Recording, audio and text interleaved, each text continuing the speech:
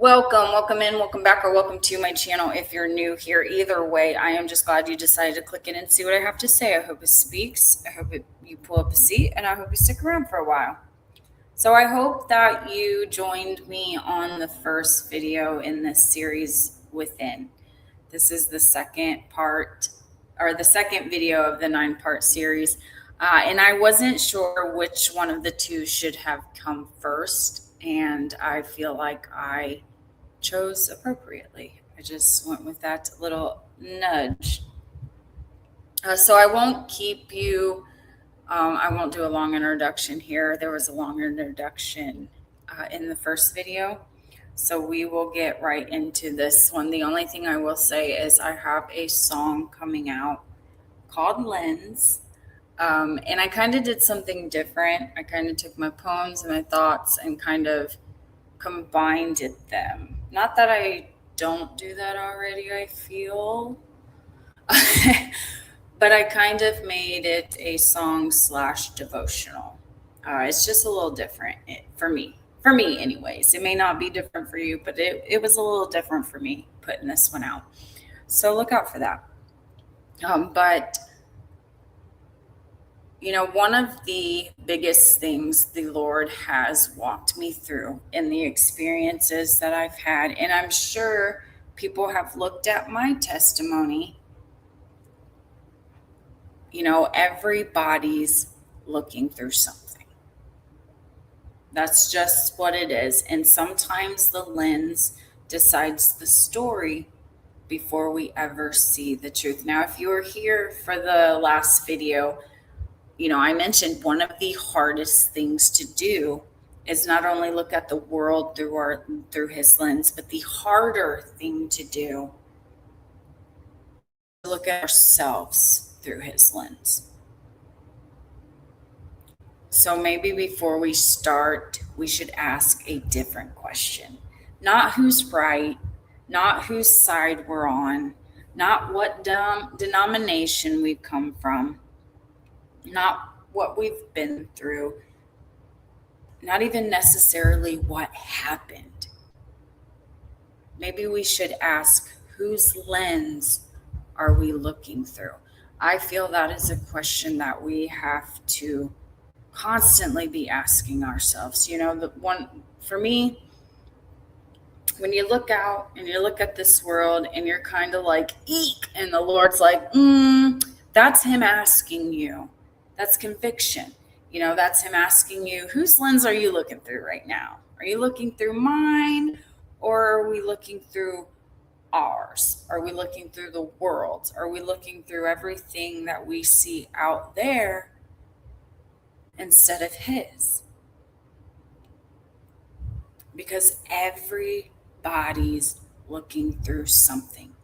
Experience, hurt, religion, culture, fear, family, pain, expectations. Nobody sees nothing. And the lens determines the story. Two people can stand in front of the same exact life and walk away telling two completely different stories. Right? We know this. One sees rebellion, another sees rescue. One sees failure, another sees faithfulness. One sees scars, another sees grace touched. One sees wilderness, another remembers where manna fell. And maybe that's always been true, because none of us simply see.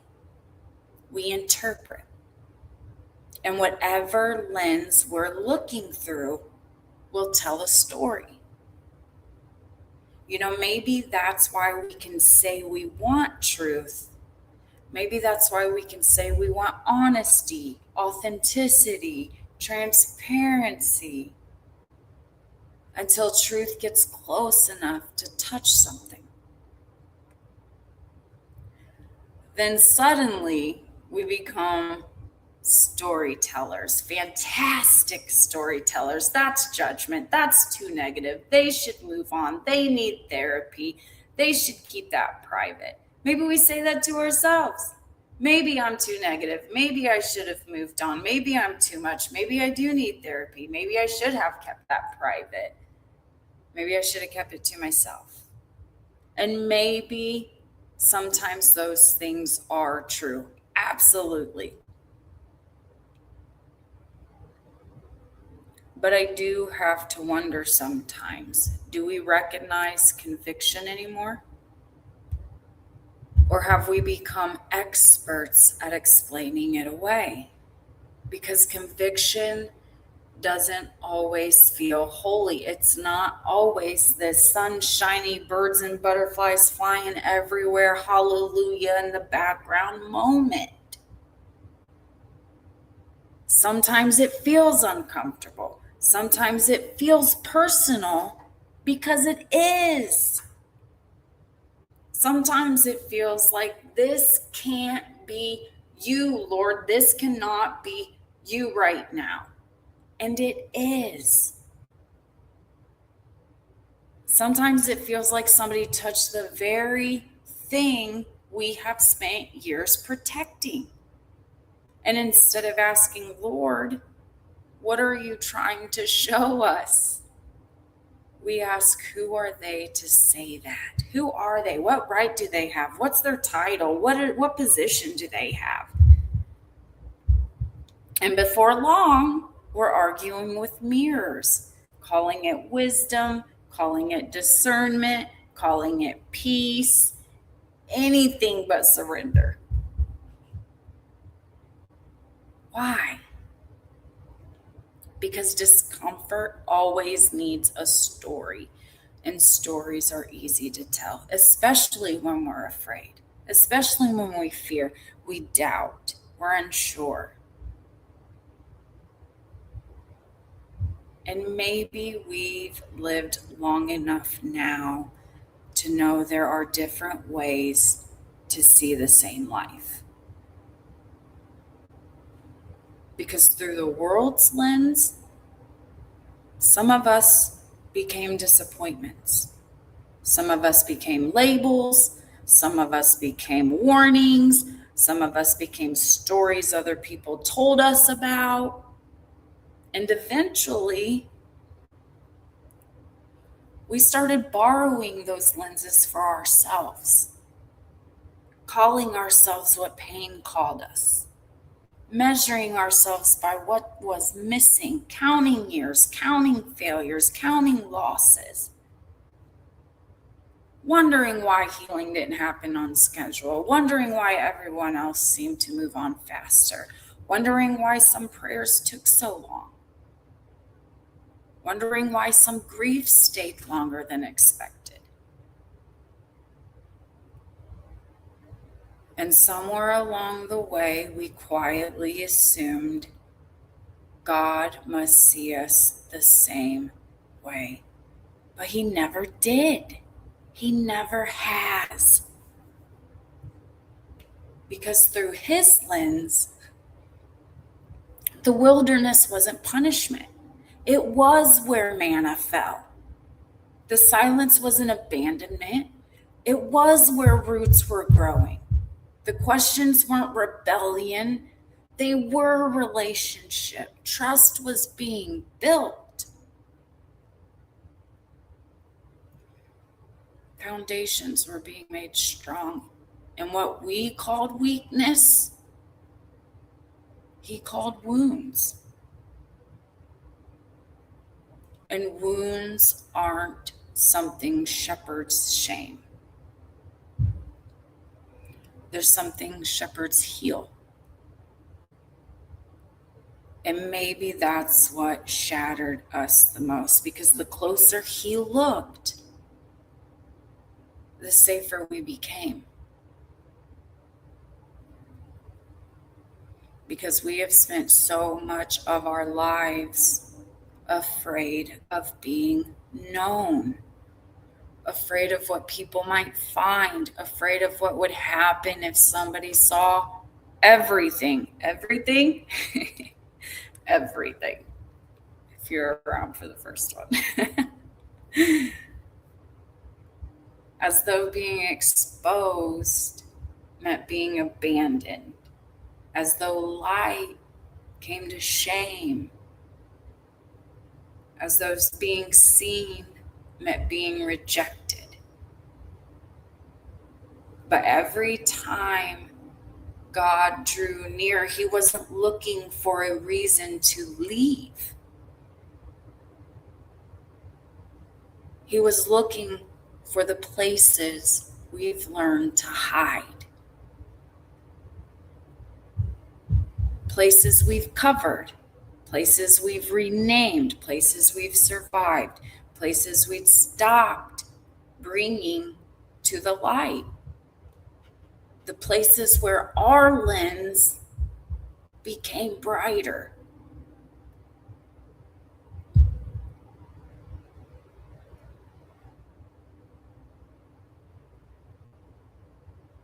And when we stepped into somehow being fully known became the safest place we have ever been.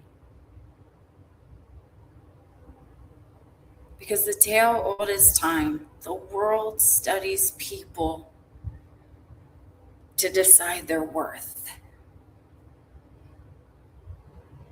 But God searches hearts because they have already been loved. And maybe that's the difference. Because maybe none of us are really looking for explanations. Maybe we're looking for names, trying to understand who we are, trying to understand what happened, trying to understand why some things hurt so deeply.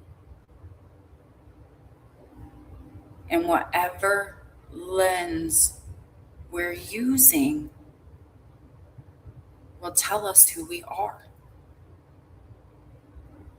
Too much, too broken, too late, too far gone. Or beloved, known, found, redeemed. Because the lens determines the story, but the one holding the lens determines everything. Everything. And maybe salvation was never learning to see ourselves differently. Maybe it was finally believing how we have always been seen. Not after we got everything right, not after we've been healed, not after we became enough, but while we were still hiding, while we were still afraid, while we were still calling ourselves names he never called us. And I think maybe that's grace.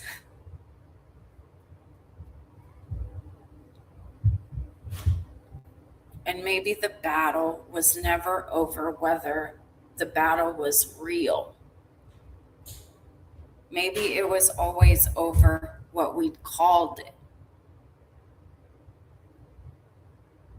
Ruined or redeemed, forgotten or formed, punishment or preparation, wasted or planted.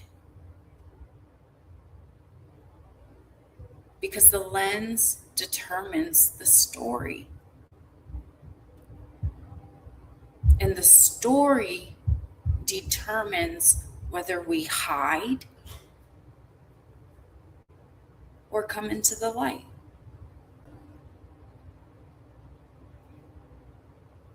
Because mirrors aren't cruel. Light isn't cruel. Truth isn't cruel. And shepherds don't expose sheep to embarrass them, to cause a mockery, a circus, a show. They expose wounds to heal them.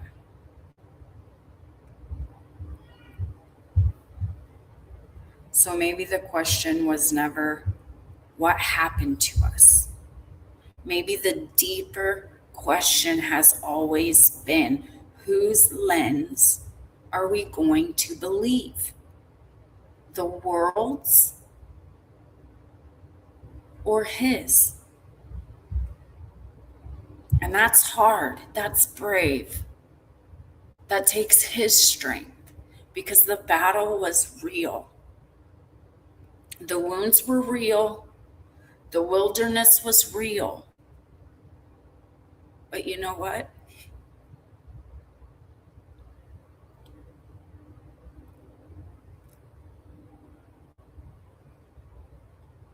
So was the manna. So was the shepherd. And the grace was absolutely greater. It's always greater. And that's it. That's all I have for you tonight. I hope you got something out of it. I hope it spoke in some way. And I hope you have an amazing rest of the evening with many, many, many, many blessings heading out. I will see you for the next video sword.